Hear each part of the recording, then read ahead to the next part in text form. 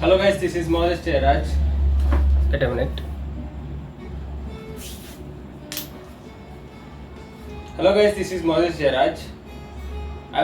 In this video I'm going to explain about the things which I was discussing from previously. I was trying to explain to you guys. If I say you can't clearly understand, some will understand, some can't understand. If first you see the bigger picture, some who is telling previous to me, who is working on it, who worked on it, which was like Kent Hovind and Arthur Jones. If you see the bigger picture, then you will understand my words, why I am saying what I am saying. Right now I was working on a project 8 minutes flat it's called. I may run faster than that, maybe sound some change, or more faster than that, I don't know. But right now my goal is to run 8 minutes flat. If I can, so that's why the project name of this project called Project 8 Minutes. I want to explain to you guys, most of the runners were doing wrong. Most of the people who was telling the truth were always, they were underrated. People never concentrated on them. People always focus on the lies. People always watch for the propaganda. What speaks louder, they think that was right. So Kent Hovind always used to say in his seminar one, Hitler said, if you speak a bigger lie than the smaller one, people believe it. If you speak a lie more enough, so you see, they will believe it as a truth. So that was truth.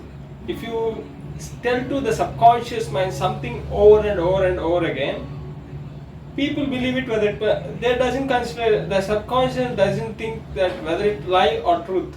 All the things subconscious mind know. If you retweet certain statement or thought over and over again, the subconscious believes that it was truth, but that doesn't has to be true.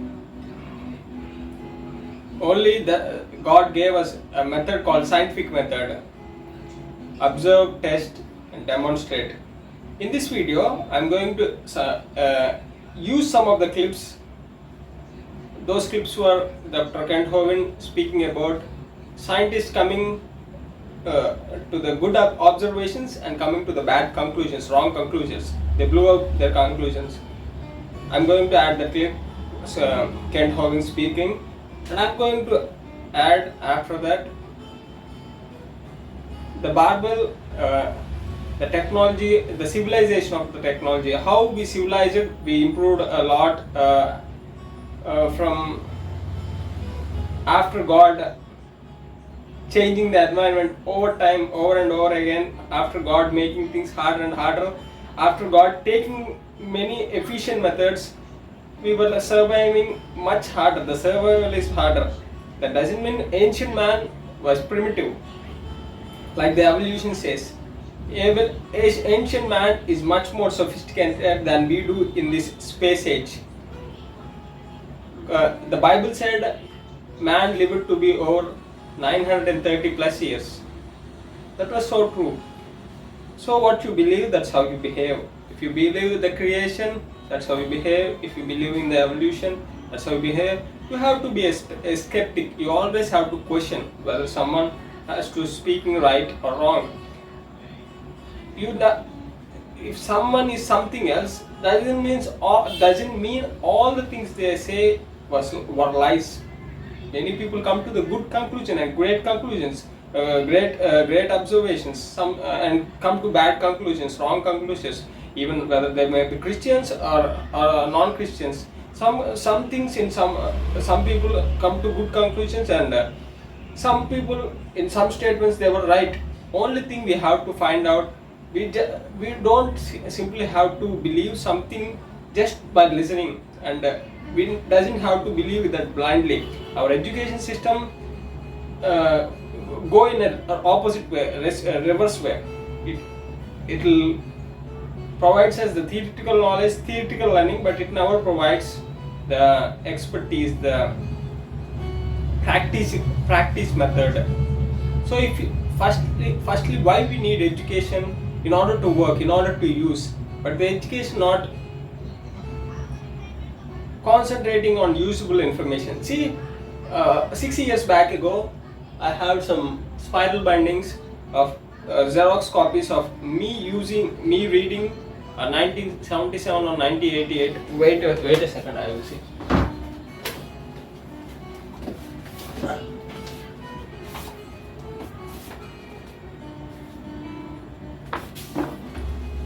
This was 1984, Los Angeles. 1984 Los Angeles. I think I am going to Los Angeles, I think so. Next Olympics 2028. This was the Los Angeles ones. Track and field manual, which I found in internet. This was a 456 page manual. When I read it first time, I can't able to understand it until after 6 years, while I was practicing, studying, learning. Mainly when I got a book called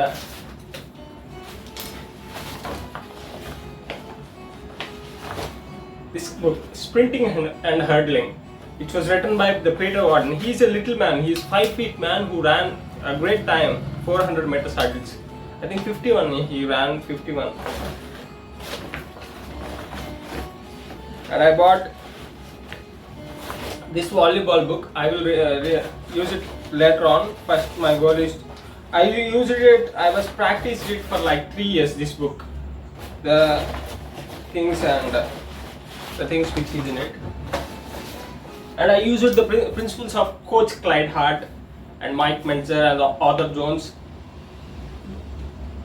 Firstly, you need practice first. You have to use the things in practice. Ideation without execution is worthless.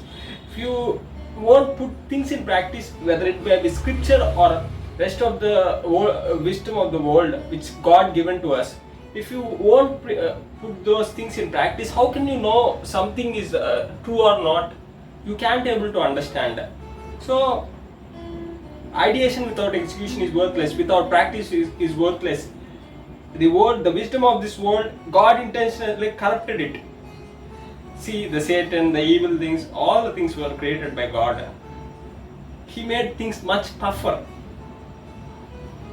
He intentionally did that. But He is a good God and a great God. He wanted us to be. He is like a maker. If someone wanted to, if you see the goldsmith who used to extract gold out of different metals, gold has to went through the fire. So similarly, this was the process of the Creator God, Jesus Christ. He is making us to go through all these things. So in order for us to learn and fight and strive and become better in it. Henry Morris, who is the founder of ICF, I think. ICF, what is that? Henry Morris. International Creation Federation is that.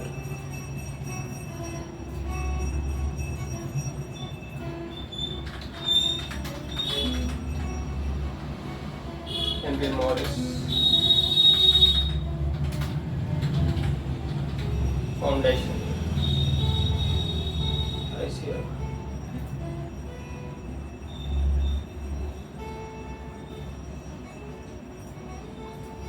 Wait a minute, guys.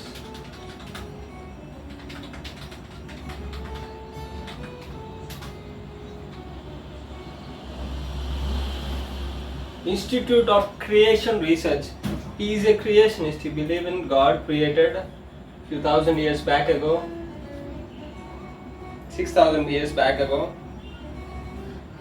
in the beginning, which means God. Most of you people believed from the beginning. From your childhood, the world believed and the rest of the people beside you believed. We were in a time, space and matter continuum. And God also has to be in that continuum. In order to, similarly like we do, He has to be locked up in time, space and matter like we do. but he is the reason for the creation of time, space and matter. Genesis 1:1 discusses about, in the beginning God created time, space and matter. He created Trinity, which was time, space and matter. He created that thing in the beginning. He is the reason for the time, space and matter. He is living outside of the time, space and matter. Many of the gods of this world live within the time, space and matter continuum, because they were created by the man, thoughts of the man itself. That's why the reason for that, they were locked up in time and space and matter. That's why people believe God is locked up in time, space and matter. But the God of Bible, the Jesus Christ, is locked up in time, space and matter. He is outside the time, space and matter. How does it look like? How does it feels like? I don't know. I can't understand. But I believe he is outside of the time, space and matter. We stuck up in time and space and matter, like Kent Hovind said in one of his famous video, and it was in the book called. He read from the book of Henry M. Morris. I will tell about the name of that book. Wait a second.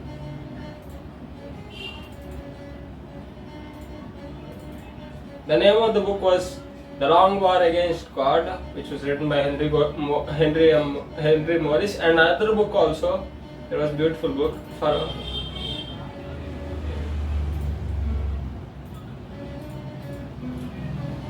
Time Forever, God's Wonderful Plan.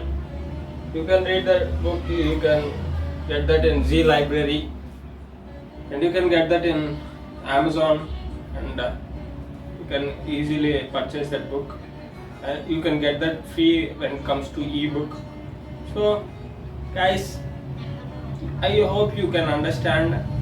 The worldly wisdom was reciprocal in a wrong order. So God intentionally did that for us. We have to realize the pain and suffering He left intentionally. If God put things much better and peaceful manner like He did before the flood, we will enjoy and we will go out on our own ways. But God wanted us to look toward Him. So if God put pain and suffering, if God make things worse and worse, rather on the foolish things, we see towards the God. Maybe the things aside from the God's wisdom, the right order of things, maybe the things were not right, not provide us peace, joy and happiness. Maybe that's the reason God wanted us to know to how important the order of God and create how beautifully and wonderfully God created. See, in the Genesis 1, after completion of all the things, God said He saw everything that it was good. There is no corruption in it. After that, there is a rebellion. Lucifer and some of the third of the angels were rebelled against Creator, and there is folly of mankind. Adam and rest of us inherited that seed of wanted to the wisdom of evil, the corrupted seed with us. So God provided a salvation by coming to this world as a flesh in the form of Christ, and He saved us through the salvation, through the crucifixion. He died for our sins and He resurrected again. Whosoever believed in Him, they will be saved. See the wisdom, it was the same wisdom God making me to learn through through this scientific process in order to understand from the different people who were ahead of me. They were researched and spent their time, and who contributed their time in order to learn certain things. It was much easier. If you want to be greatest leader, if you want to become better in any skill, first be a great historian first. If you want to master in certain skill, go few years back and few decades back and few centuries back and see all the people who is mastered and succeeded in it, and see the people who were around you, why they were failing, and see almost all the people why they were failing, and see the people who succeeded and the reasons for the success. If you see through all the timeline from the beginning to the now, see one of the super runners is not mankind. God created animals. See, when you see the proportions of them, then you will carefully understand man cannot able to run like cheetah, pronghorn antelope, gazelle, ostrich. Why they were the fast runners? What created the different to what mankind doing right now? So my coach is God and Savior. He make me to understand the things. Whether you may be an atheist, whether you may be a Hindu, whether you may be a Muslim, whatever religion you may be, all of this creation belong to, I believe it belong to my God and Savior Jesus Christ, who is creator. See, the theory goes like this. If you are a creator, whatever, if you make 10 different things, even though the things were corrupted, even though those things were against you, still those things were belonging to you. If you gave birth to 10 sons, some people against you, they were still your sons. Similarly, whether you may be an atheist, any person you may be, your wisdom and your language and everything belongs to you. You are not came outside of his own creation. You came within his creation. See, he provide to his people. He is the Alpha and Omega. He is provide him within, not outside. See, Kent Hovind give great analogy. I think that was the right term to use. If I was a billionaire, if I gave you $1, I was $1 poorer. But in many, other than KJV, many verses says he give outside of his riches, but God give within his I don't remember the exact word of the scripture, but he give according to his riches. Is that the right word? Wait, I will search.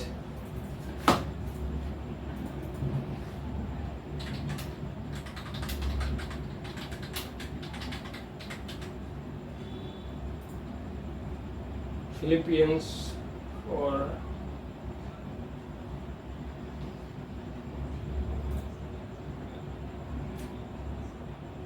God shall supply all your needs according to his riches.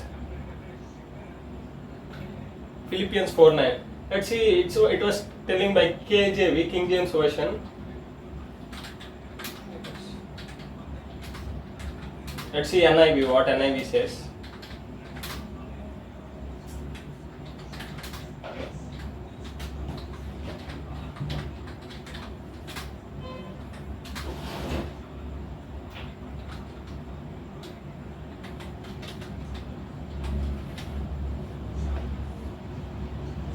And my God will meet all your needs according to the riches of his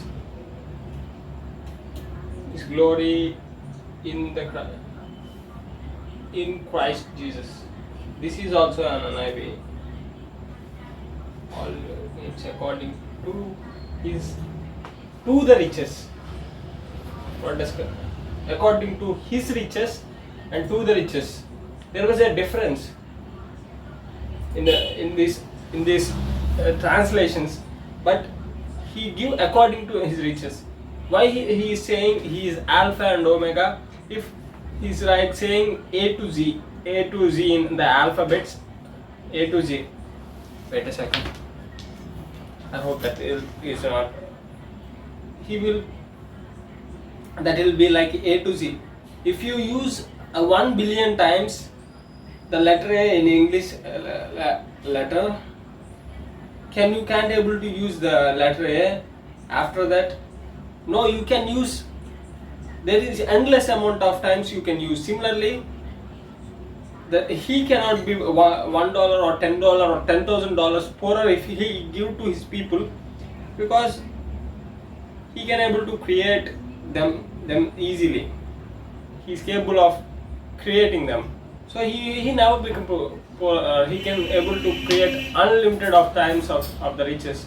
He can provide you resources, endless necessary amount of resources to all his people according to his riches. So I hope you understand. So someone worked hard in order you have to be a better historian in order to learn things. Moses is a better historian. He edited the Genesis. If you want to be a greatest leader, learn through the timeline. Learn the past, not fast. Learn the past, then you will make the greatest future. See, I born and brought up in an environment, hard environment, rich environment where there is always failure. So, if you study through this environment and if your mind is not in this environment, if your mind is outside this environment, which was success and which was always concentrating on studying success and riches and greatness of the God, then you will become succeeded. What your mind believe and conceive, it shall be achieved. That was the law. If there is a hidden law which was created by God, if you get the law, understand that law and His principles, which most of it, the Bible teaches a lot of it. If you learn and understand it, your life will be a prosperous and riches in whatever you touch and whatever field you may be in. Learn from the Creator, learn from the Jesus Christ, then you will become succeeded in the field of life. This project is about the project 8 minutes flat. Maybe I don't know. You have to wait next year. I may run faster than that. My goal is to. So in this video, Kent Hovind explains about scientists and sports experts. Scientist, he explaining about theory versus evolution in his seminar 4, I think. In it, he is saying they come to good observations and bad conclusion. He gives example, a frog, scientist testing a frog by taking each leg and coming to the bad conclusion. He explains that. Listen to his video, and after that, with that principle, why then after that another video come, which was MRI scan of Asaph Powell. People were telling that was the sports experts who came a great conclusion at that time, a great observation at that time. They observed that Asaph Powell, they took an MRI scan of Asaph Powell. They measured that he has greater thickness of the hip flexors, psoas major muscle, which was much bulkier than the person who is Japanese athlete, who is the fastest national athlete. It was much bigger than him. That's why he was the world record holder at the time. I think he ran 9.79 or 9.75 or 9.72. In these times he ran. That's why they tested them. They tested Asaph Powell. They come to great observation. He has biggest, thicker psoas major muscle. But they come to bad conclusion. They still now can't able to break the 9.58 record. They set their own barriers. They come to wrong conclusions. They're still doing squat, deadlift. You can't able to build the muscle, thickness of the muscle by doing squat, deadlift. Those things were better in order to, for a 2-leg jumper, but those were not best for a runner. That will develop the squat, deadlift, and after that the video will succeeded by some of the people now argue that maybe it was relative strength that will make you the better runner. He was relatively stronger. He was like around 85 to 90 kilos. He was 6'3" tall. Similarly, a guy who is 6 feet, around like 5'10" to 6 feet tall, who is similarly 90 kilos. I am going to post him doing 661 full squat and Asaph Powell doing 585 half squat in pounds. He do quarter squat by putting bench under his buttocks. That's what he is going to do. I think the development of psoas major is the major difference that make him the better sprinter. I don't think that will be developed by doing this squat. see, if he was developed that doing the squat, then the guy who is other guy, he is Clarence O. He's a YouTuber. He's powerlifter too. I want to say about him.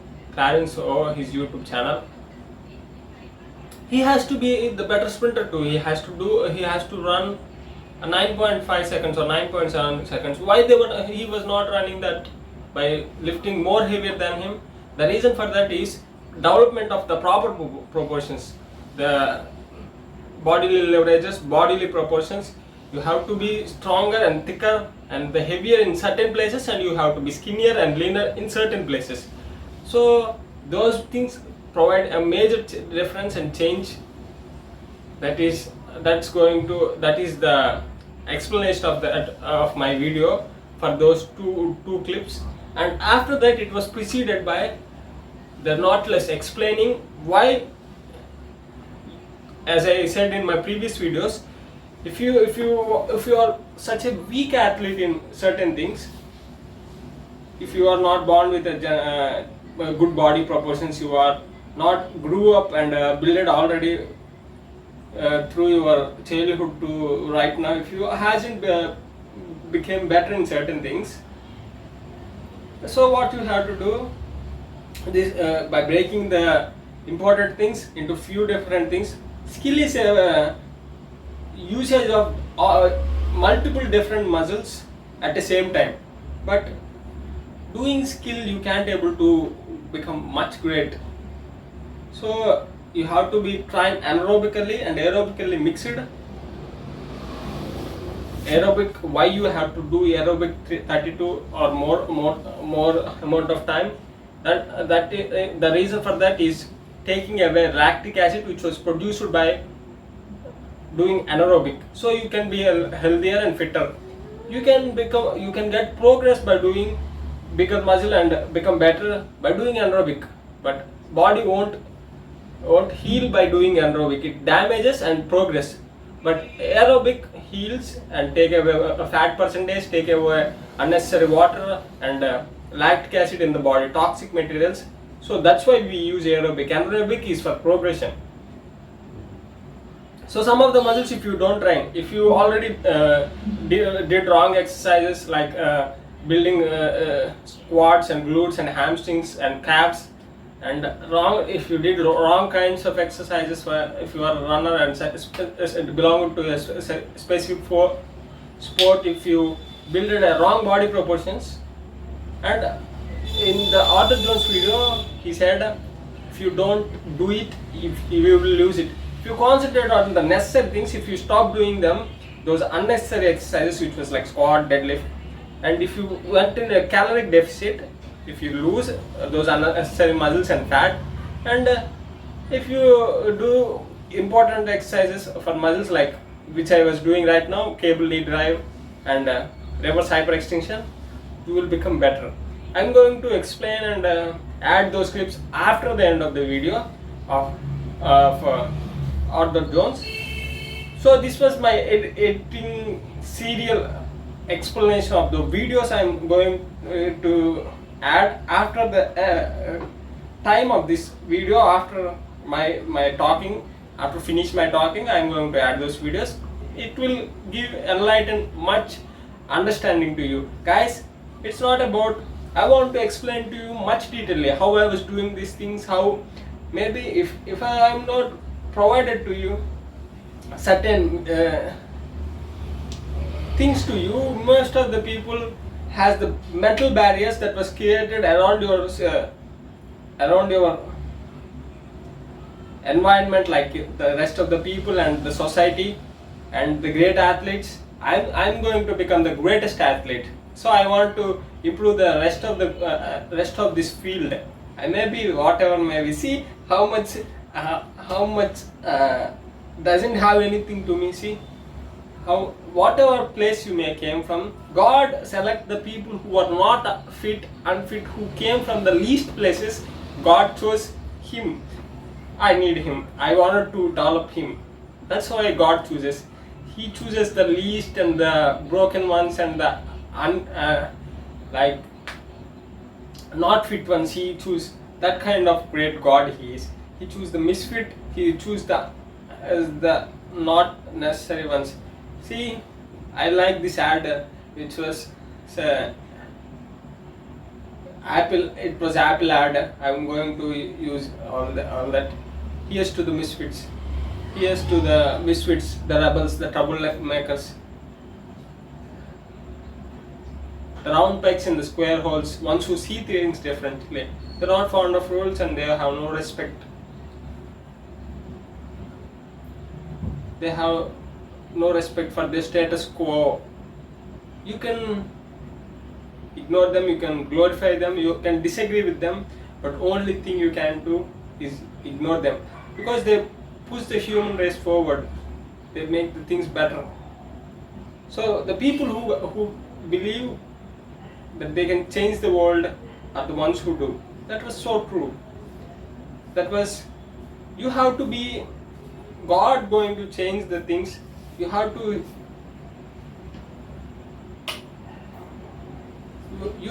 change first internal environment of yours, first your thoughts first, then things will be, rest of the world will be changed according to your thoughts. See, if a man who is always concentrate in his mind on certain things, he will end up like what he thought, what he think.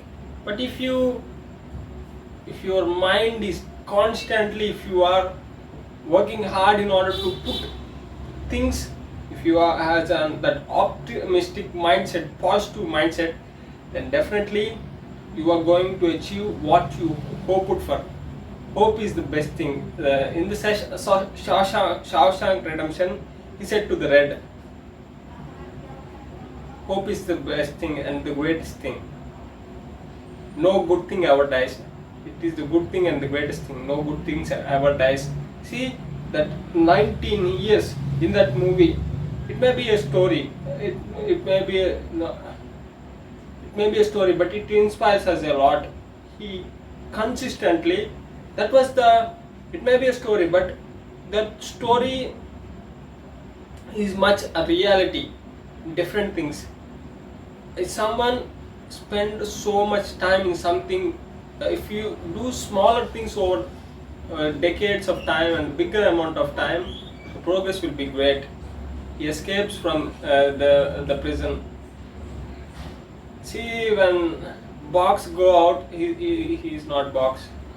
The old man who is the librarian, when he go out and he got institutionalized, is that the right word? He got adapted to the environment of prison. When he go out, institutionalized. He got institutionalized to that prison, and when he went out, he can't able to survive to that environment and he hanged to there. But when Red came out, because and I forgot because Andy Dufresne gave hope to the Red. Rather hanging to there, he went to the Andy Dufresne, and his life changed. Similarly, I am giving you the thought, the belief, the hope that maybe majority of the people around you said it is not possible, but things God created you in this world, in this creation. He gave an equal opportunity, similar like he did.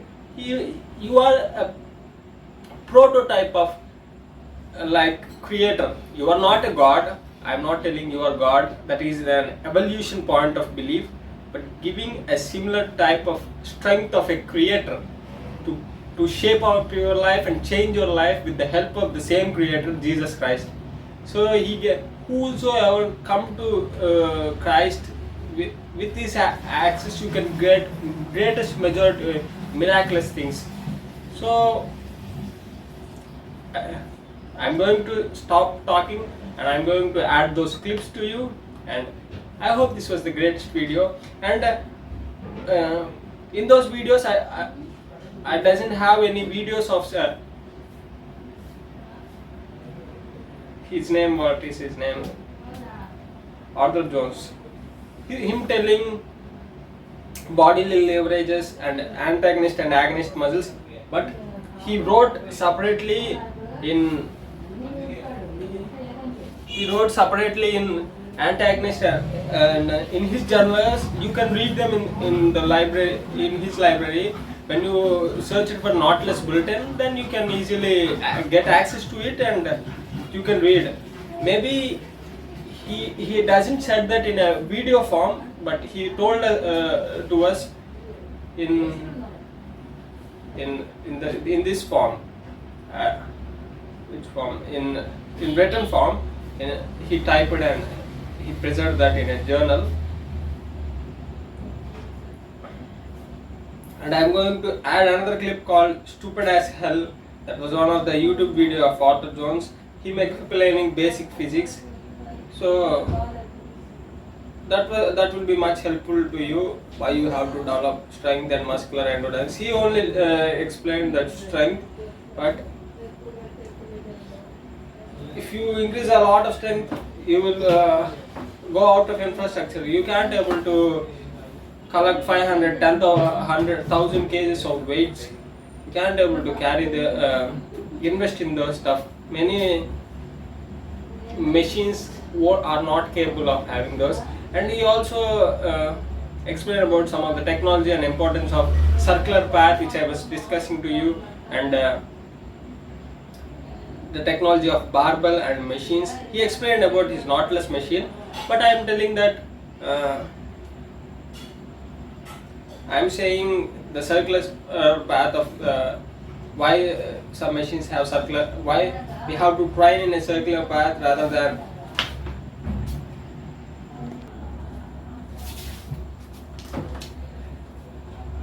I learned that from him. Our bodies are go in a circular path rather than in a straight path. Barbells do provide strength in a straight path, but we need circular path. That's why I was doing cable knee drive and reverse hyperextension rather than doing captain chair leg raises or hanging leg raises. So that's why what I want to explain in this video, and I will put the rest of the clips added with it. I hope you will understand. I'm going to make the title of this video the science behind the project 8 minutes. That's it, guys. Let's enjoy the editing of the rest of the video. All right, your question, where did God come from, assumes that you're thinking of the wrong, obviously it displays that you're thinking of the wrong God, because the God of the Bible is not affected by time, space, or matter. If he's affected by time, space, or matter, he's not God. Time, space, and matter is what we call a continuum. All of them have to come into existence at the same instant, because if there were matter but no space, where would you put it? If there were matter and space but no time, when would you put it? You cannot have time, space, or matter independently. They have to come into existence simultaneously. The Bible answers that in 10 words. In the beginning, there's time. God created the heaven, there's space, and the earth, there's matter. So you have time, space, matter, created a trinity of trinities there. Just, time is past, present, future. Space has length, width, height. Matter has solid, liquid, gas. You have a trinity of trinities created instantaneously, and the God who created them has to be outside of them. If he's limited by time, he's not God. The guy who created this computer is not in the computer. He's not running around in there changing the numbers on the screen, okay? The God who created this universe is outside of the universe. He's above it, beyond it, in it, through it. He's unaffected by it. So the concept that a spiritual force cannot have any effect on a material body, well then I guess you'd have to explain to me things like emotions and love and hatred and envy and jealousy and rationality. I mean, if your brain is just a random collection of chemicals that form by chance over billions of years, how on earth can you trust your own reasoning processes and the thoughts that you think? Okay, so your question, where did God come from, is assuming a limited God, and that's your problem. The God that I worship is not limited by time, space, or matter. If I could fit the infinite God in my 3-pound brain, he would not be worth worshiping, that's for certain. So that's the God that I worship. Thank you.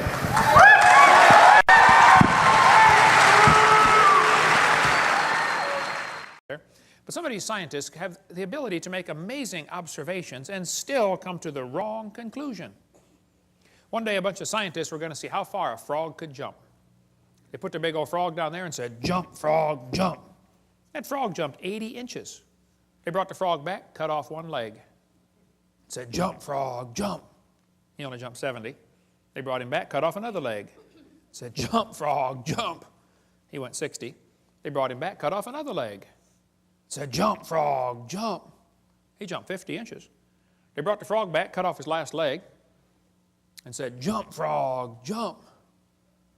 You know, they expected he might go maybe, 40 based on the data. Actual jump was 0. The frog didn't move.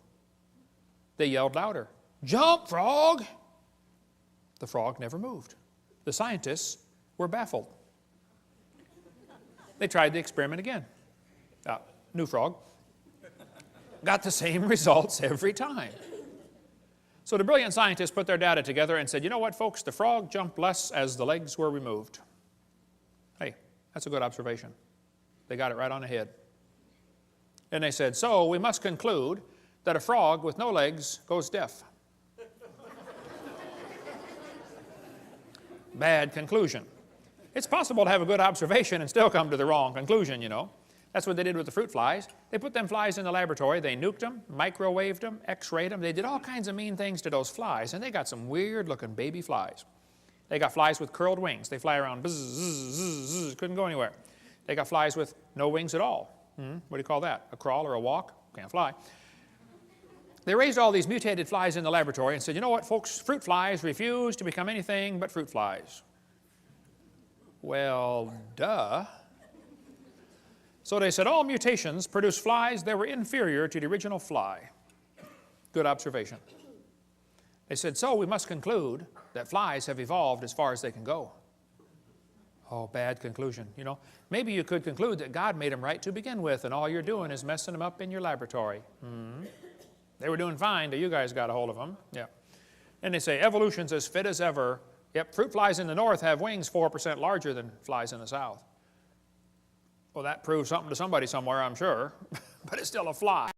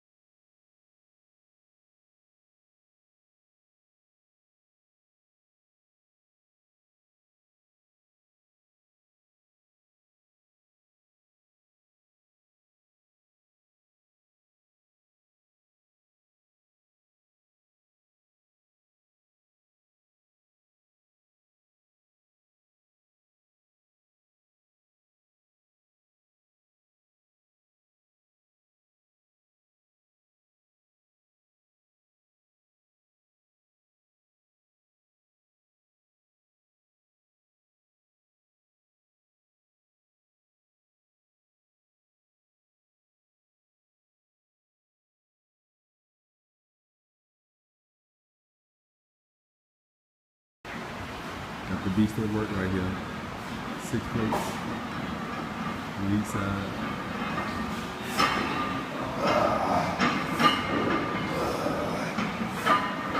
And this is the boy baby in the middle. Lightweight. Nice.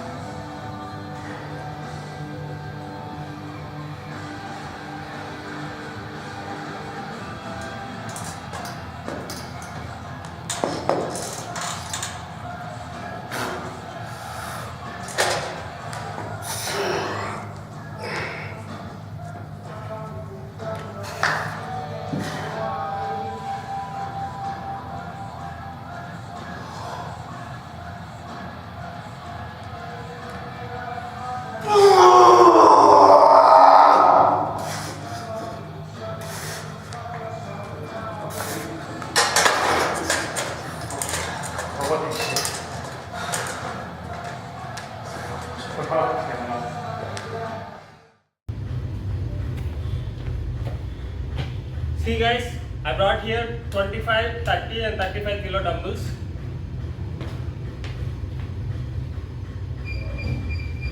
Previously before at the time I was doing 25 kilos for 15 reps. I felt 25 kilos harder to lift one rep.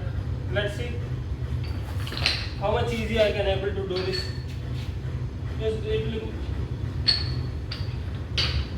It's only much easier for me right now.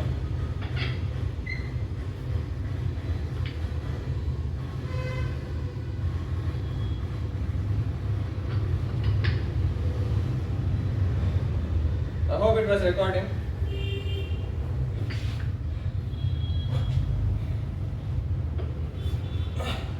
Okay, it was 25.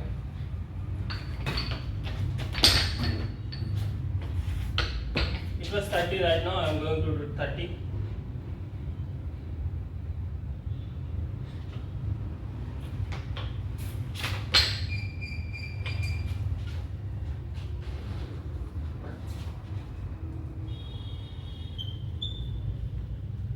A lot. Increase it by a lot.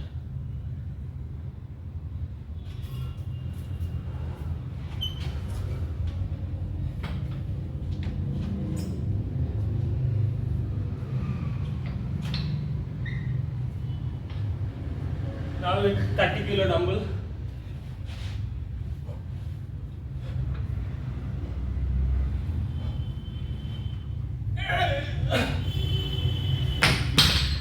I did 30 kilo dumbbell. I can.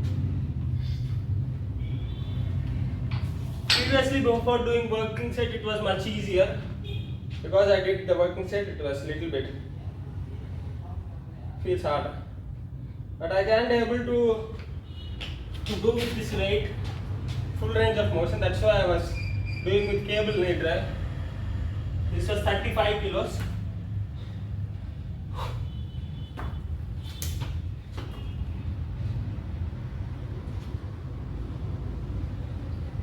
A little bit more motion.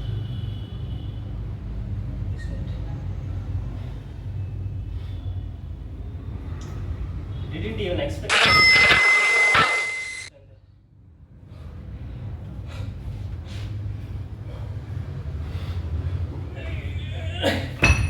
I doesn't get grip. See, you see I did with one leg. I had a lot of strength, but there is no balance with it.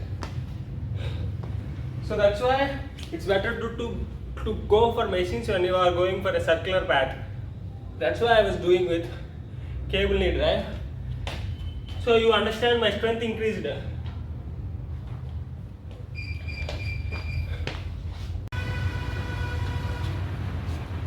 Hello guys, I'm going for 55 kilos reverse hyper extension. I was doing in previous video. I did first cable knee drive and next I did reverse hyper extension. But I recommend you to do first reverse hyper extension fast if you are sitting for a long time.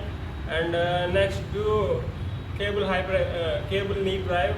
If you are running, you have to do in similar manner. First cable reverse hyperextension and cable knee drive next. So now I was doing reverse hyperextension single leg with cable for with 55 kilos. I'm going for 55 and 60 kilos today. Warmed up really good. So let's see.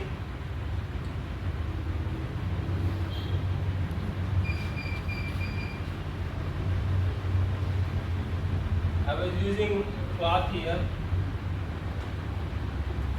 t-shirt cloth of mine, old t-shirt cloth. Easy.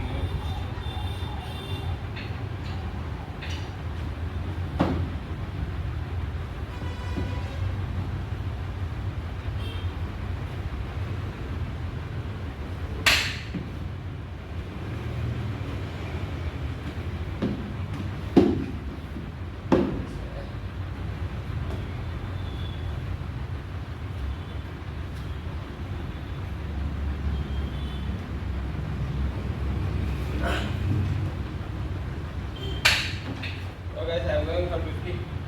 There is no quality in technique.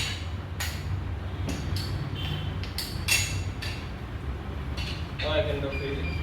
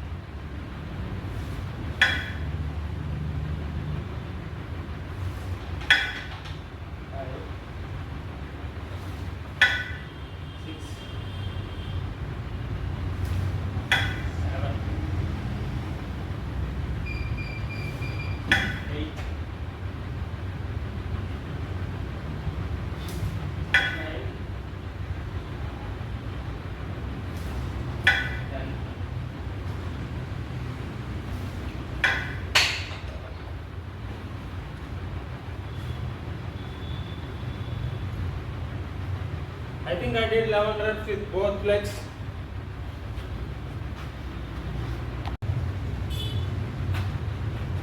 Let's wait a second.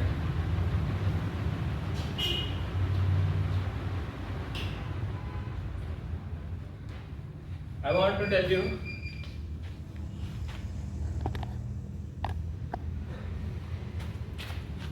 you that I tested whether it was really increasing my free weights, lifting free weights, whether really it was changing anything else in lifting strength. I tried using 25 kilo dumbbell and 30 kilo dumbbell by doing the captain chair leg raises by bent knee, by attaching with this cloth.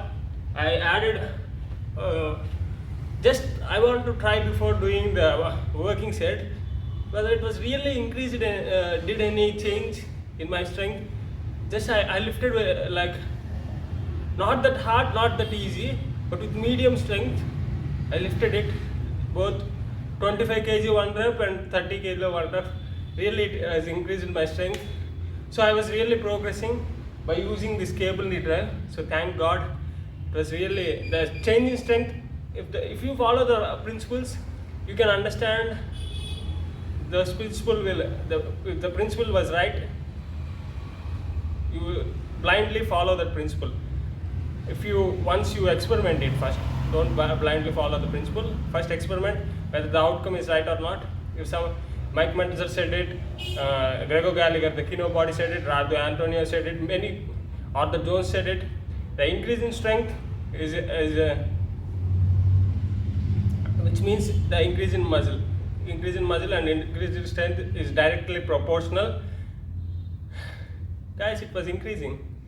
Even I was increasing in the weight in the cable knee drive, which means I was doing right, which was the pull is 0.8 is right.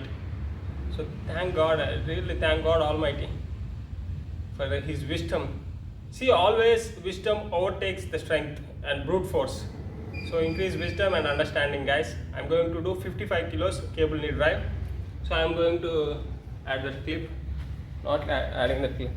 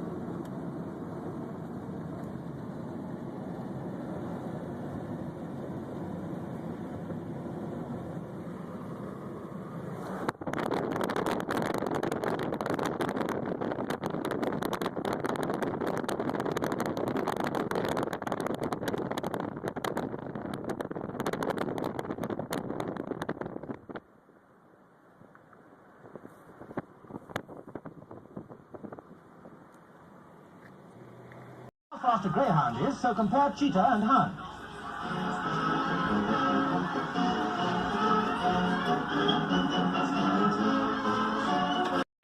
How about the use of Nautilus equipment in the sports industry? In other words, to get more proficient in a sport. You indicated that it's good merely for strength and endurance, but really had nothing to do with sports prowess. But a muscle is a muscle is a muscle, regardless of the sport. Build the muscle the best way you can, the most efficient way you can, the safest way you can. Then learn to use that muscle in your particular sport by practicing the sport itself. You mentioned lifting of weights and improving your cardiovascular ability. Can you, in fact, improve your cardiovascular Steve, ability? the lifting of weights is so much superior for the purpose of improving the cardiovascular condition of a human being that whatever's in second place is not even in the running. No pun intended. That is to say, running is a very poor, a very dangerous, a very slow, a very inefficient, a very non-productive method for eventually producing a very limited, low order of cardiovascular benefit. Any results that can be produced by any amount of running can be duplicated and surpassed by the proper use of weightlifting for cardiovascular benefits. Now, I realize that there are hundreds of thousands, perhaps millions of people in this country who don't understand that, who don't believe that, who will not admit that. Now, these people are simply uninformed. Certainly, it's possible to run with no benefit. It's possible to lift weights with no benefit. I'm talking about the proper use of weightlifting. And properly applied, weightlifting will improve your cardiovascular benefit to a degree that is impossible to attain with any amount of running. What exactly is Nautilus equipment, and how does it differ from the barbells of the past? Steve, a Nautilus machine is a logical barbell. Someone once called it a thinking man's barbell. Prior to the barbell, no tools existed that really were of much, if any, real value for the purpose of exercise. People trained with calisthenics and produced little or nothing in the way of results after years of training. People trained with Indian clubs and various other devices produced little or nothing in the way of results. And about 100 years ago, the adjustable plate-loading barbell was invented.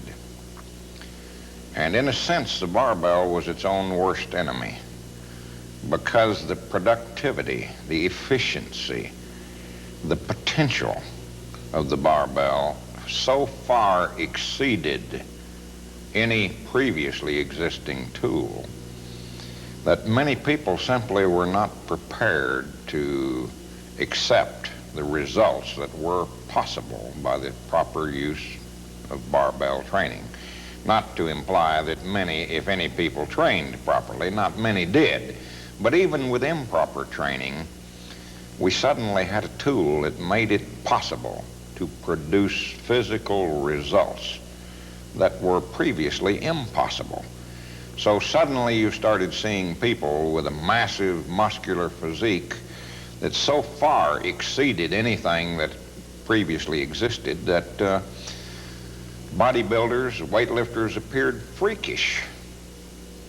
And many people simply could not accept this. So the barbell was a quantum leap forward in efficiency and exercise. But it was such a quantum leap forward that it took it the better part of 100 years to be accepted. A Nautilus machine is nothing more nor less than one more leap forward with the barbell. It's a thinking man's barbell, a logical barbell. It removes most of the problems inherent in the barbell. Our guest in the studio is Arthur Jones, creator of the Nautilus equipment. Arthur, how has the Nautilus equipment made a quantum leap over the traditional barbell? In a number of ways. The barbell, as I mentioned earlier, Steve, was a quantum leap compared to earlier preceding exercise equipment or devices. But the barbell, in spite of its comparative or relative efficiency, still has certain shortcomings. The barbell's basic shortcoming is a result of the fact that a barbell provides one directional, unidirectional resistance as a result of gravity pulling down towards the center of the earth. This is fine if we were unidirectional or one-directional animals, but we're not. Human beings move in a rotary fashion. Movement of the hand occurs around the axis of the wrist. Movement of the hand in the forearm occurs around the axis of the elbow. Movement of the upper arm occurs around the axis of the shoulder. All of these movements are rotary in nature. You do not move in straight lines, or if the resulting movement is linear or straight line, it is nevertheless a combination of a number of integrated rotational movements. So we're not a reciprocal animal, we're a rotary animal. If then you're going to supply full range resistance, full range exercise to a rotational movement, then you must obviously have a rotational device. A barbell is not a rotational, it's a straight line device. The result being that you provide with a barbell overload, resistance, work, exercise, and therefore benefit only to part of a muscle. And if you're working part of a muscle, then obviously you're not working part of the muscle. So you will receive benefits in some areas of movement, and in some areas you will receive a lesser benefit or no benefit. Nautilus machines are designed to solve that problem. They provide a rotary form of resistance. In addition to resistance, we are interested in flexibility. Will the Nautilus equipment do this as well? Yes, because obviously you must have full range. That's really what the basis of the Nautilus concept and theory and practice is full range exercise. There are at least nine basic requirements for a full range exercise. A barbell provides two of these requirements in all barbell exercises. In the few exercises, it provides three, and in a few, very few exercises, it provides four of the requirements for a full range exercise. But it does not in any barbell exercise provide all nine of the requirements. A Nautilus machine is designed to provide all nine of these requirements, without which you do not have full range exercise. So a barbell does not provide full range exercise under any circumstances. A Nautilus machine does. That's the basic thing. Now, what are those requirements? Well, to begin with, you've got to have a rotary form of resistance. That's basic. Secondly, you've got to have a direct form of resistance. And that's a rather complex definition, which I won't even go into. But let me leave it that a Nautilus machine provides direct resistance, a barbell does not. Next, you've got to have both negative and positive work potential, which a barbell does provide, but only in certain positions. A Nautilus machine has both negative and positive work potential in all positions. Next, you've got to have a variable resistance, which a barbell does not provide properly. What does a variable resistance Variable mean? resistance is required in exercise due to the fact that you are not equally strong in all positions. As you move from the start of an exercise to the end of an exercise, your strength either increases or decreases, or it may become greater and then fall off again near the end, but it changes. The weight of a barbell remains constant, does not vary. But because of the direction of movement and other involved factors, a barbell does provide variable resistance. But it's arbitrarily variable. It does not vary in proportion or in any way in relation to the need. The result being that with a barbell, you inevitably, unavoidably are forced to train with the amount of resistance that you can handle in your weakest position. Therefore, you are meaningfully overloading the muscles only in their weakest position. In all other positions, you are doing little or nothing for the muscles. You mentioned the term meaningfully overloading the muscles. Without overload, exercise has no benefit. If you merely go through the motions of something you're already easily capable of doing, then don't bother. At best, you will retain your existing level of ability. Well, I guess at worst, you're wasting your time.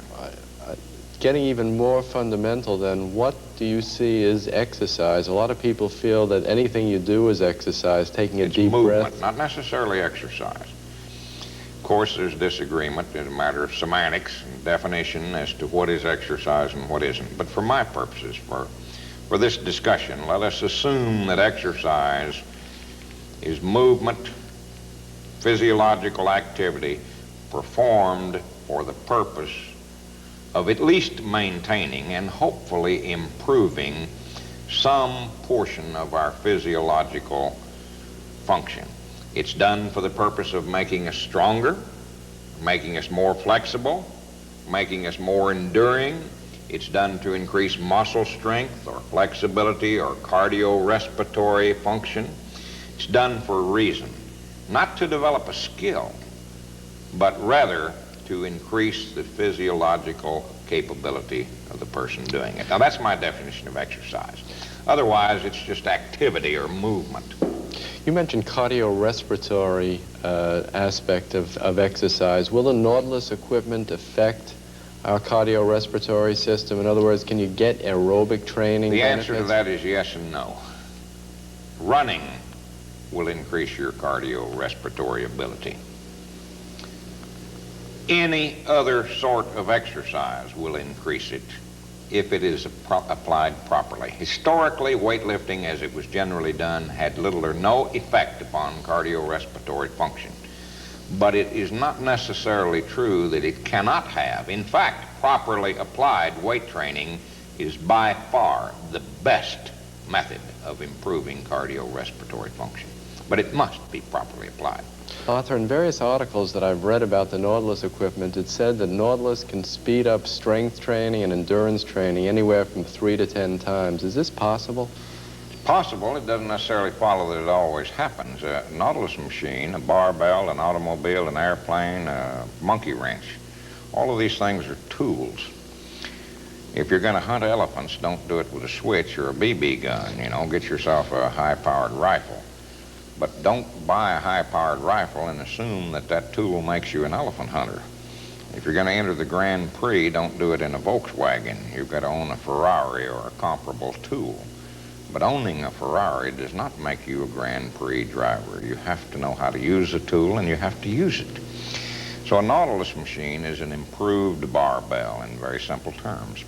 It will give you better results, properly applied.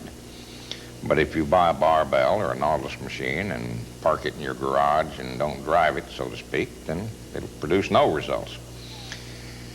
We go to a great deal of trouble. We put on seminars and exhibits in hundreds of locations around the country every year.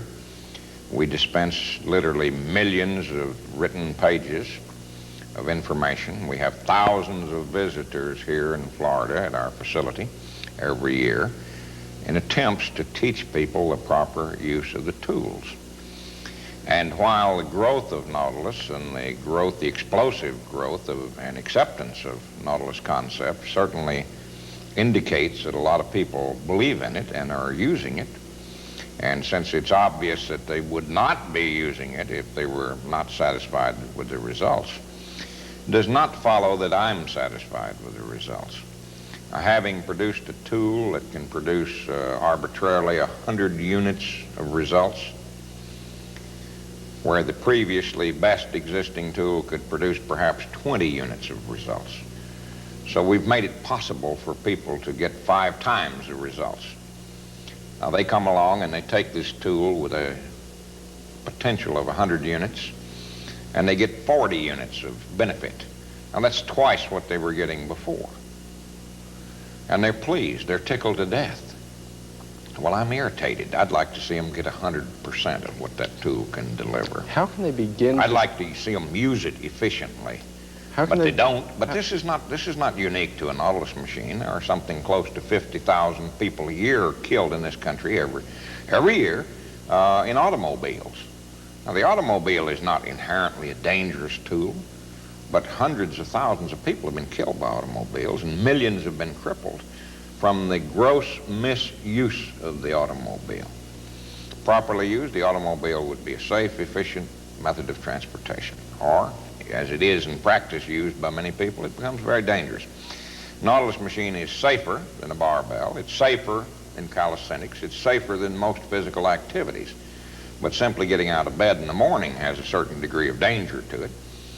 The Nautilus is capable of producing better results. And by and large, people certainly must believe that they're getting better results because they continue to use it. Its use proliferates and spreads widely, and it's become, as you said earlier, almost generic. Today, if you say Nautilus, you're saying exercise. But I am never quite satisfied. I'd like to see the people use the tool in such a manner that they get the total amount of benefit that they can and should. How can they begin to start getting this benefit and this the 100 units of actual potential out of a piece of Nautilus equipment? First, you have to understand that people are not equal in their potential. Some few people have the potential to develop enormous muscular mass or strength or size or this or that. All people can improve, but not equally.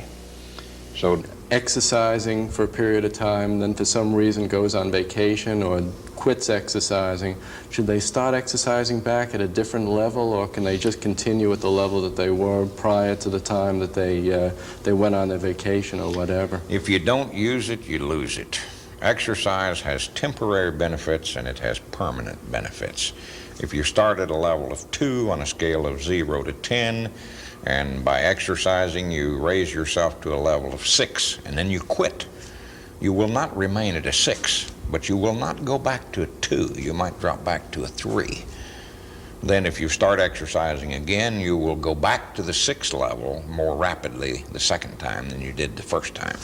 So some of the benefits of exercise are temporary, and some of them are policy trains. People need exercise. Exercise is one of the basic requirements of life.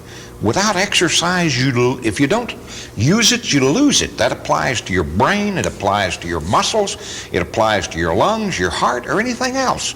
Exercise is a basic requirement for life. What age group are we talking about as far as women exercising? Should they do it at any age, or should they start after puberty or before? Ideally, people should start exercising at a very early age, 6 or 7 years of age, and continue it as long as they live. And if they do, it will add immeasurable benefits, not only to their health, probably to their longevity, and certainly, even though it may or may not add years to their life, it will certainly add a lot of life to their years. Oh, wait, obesity is one of the main things you see, even in pregnant women. Will this... One category of the people, the ignorant. Everybody is ignorant in one area or another.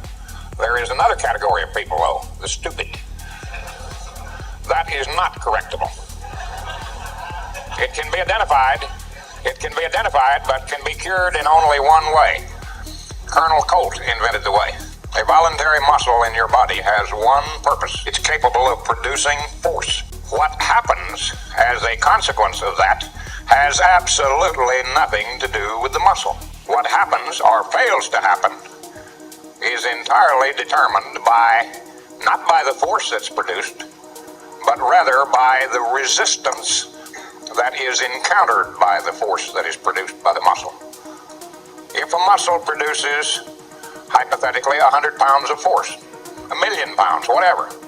If a muscle produces 100 pounds of force, and there is no resistance, then there will be rapid acceleration and a fast resulting speed of movement. On the other hand, if the muscle produces the same level of force and there is some resistance, not much, just some, any, then the resulting acceleration will be slower, and the resulting speed of movement will be slower. The muscle is still doing the same thing, which is all it can do, which is to produce force, but the result will be different. As you increase the resistance, keeping the force constant, then the resulting acceleration and speed will go down in inverse proportion. When the resistance is almost equal to the force, then both the acceleration and the resulting speed of movement will be slower, very slow. When the resistance is equal to the force, there will be no movement. When the resistance is greater than the force, then the muscle will lengthen, and you will have a lengthening of the muscle, or a negative function. Now, that is not an opinion. That is simply third-grade grammar school physics. It applies to a muscle, an automobile, an airplane. When you get in an airplane and you advance the throttle, and you may be producing 10,000 pounds of push, of thrust, the airplane will accelerate rapidly, but it will not continue to accelerate forever.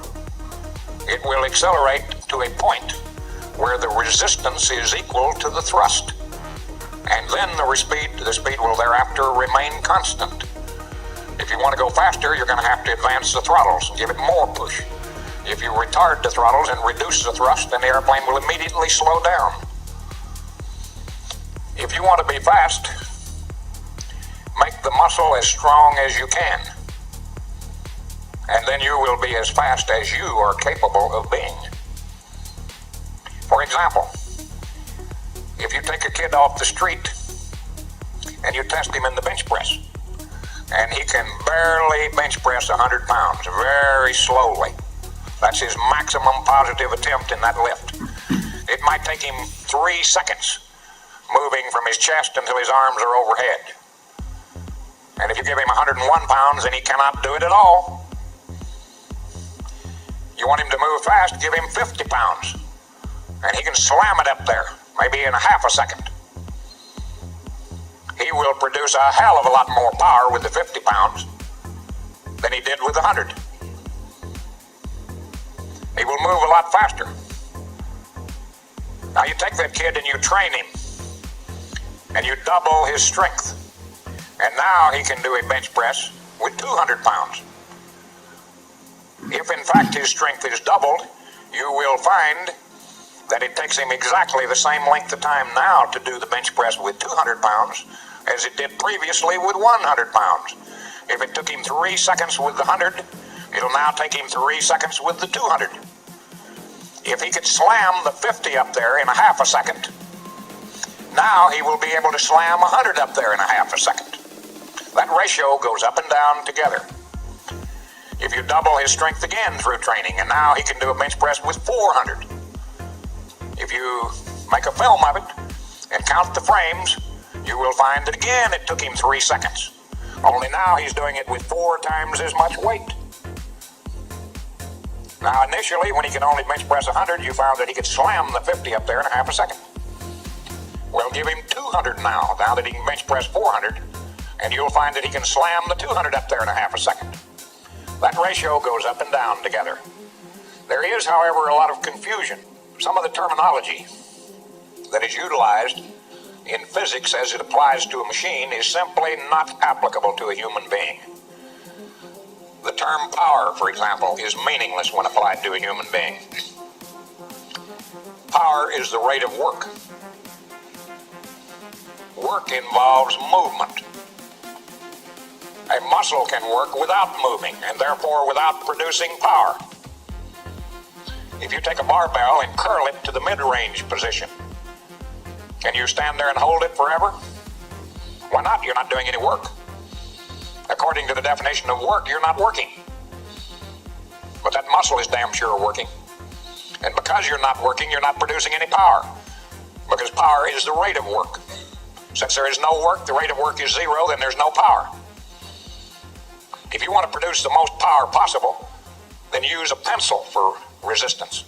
And you can produce a hell of a lot of power because you can move very fast. But when when you reach your maximum level of resistance that you can move with, then in fact you'll move very slowly, and there will be very little power. So there's a lot of misunderstanding about that.